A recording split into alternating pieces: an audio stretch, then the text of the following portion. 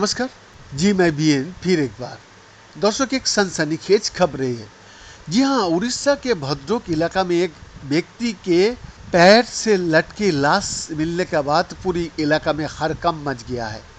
Police team मौके पर पहुंची और मृतक की पहचान मुक्ति रंजन राय के रूप में की, जिसके पास से एक बैग, नोटबुक और स्कूटी बरामद हुए।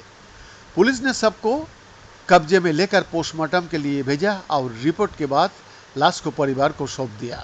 इधर सुसाइड नोट में मुक्ति रंजन ने कबूल किया है कि उसने बेंगलोर में महालक्ष्मी नाम की एक महिला की हत्या की थी। इसके बाद उसने शव के टुकड़े कर उन्हें फ्रिज में रखा था। बेंगलोर पुलिस द्वारा मुक्ति के भाई से पूछताछ के दौरान इस सुसाइड की जानकारी मिली, जिसके बाद बेंगलोर पुलिस ने उड़ीसा पुलिस से संपर्क कर मामले की पुष्टि की। उड़ीसा पुलिस के अनुसार मुक्ति ने सुबह 5 से 5:30 बजे का बीच सुसाइड कर लिया था, जबकि बेंगलोर पुलिस उसकी लोकेशन ट्रैक कर रही थी और जल्द ही उसे पकड़ने वाली थी।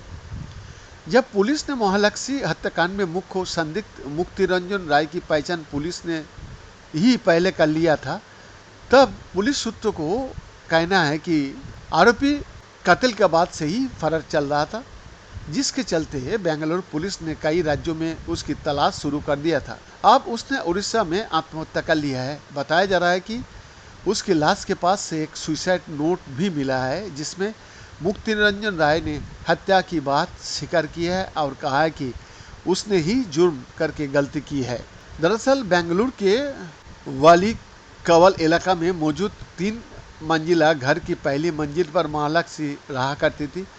महालक्ष्मी के कमरे में 21 सितंबर को फ्रिज और कमरे में बिखरे उसी का लाश के टुकड़े मिले थे। अंदेशा है कि महालक्ष्मी का कत्ल करीब 19 दिन पहले हुआ था। महालक्ष्मी के कमरे में पुलिस को एक ट्रॉली बैग भी रखा मिली।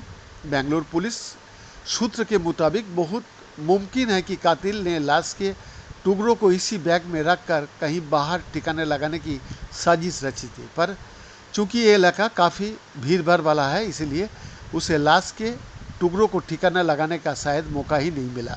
कमरे की जांच पड़ताल के बाद पुलिस सूत्रों का ये भी मानना है कि कत्ल उसी कमरे में हुआ, लाश के टुकड़े भी वहीं किया गया, क्योंकि जिस तरह कमरे से बैग में लाश के टुकड़ों को बाहर ले जाना आसान नहीं था, उसी तरह लाश को बाहर से कमरे तक लाना भी मुश्किल नहीं। क्राइम सीन के मुआयने के बाद पुलिस का ये भी कहना है कि कत्ल और लाश के टुकड़े करने के बाद कमरे और बाथरूम को साफ करने की भी कोशिश किया गया है। पोस्टमार्टम के बाद टुकड़ों में जमा लाशों की महालक्ष्मी की घर वालों को सौंप दिया गया, जिसके बाद बेंगलुरु में ही उसका अंतिम संस्कार किया गया। बीएन का एक्सक्लूसिव।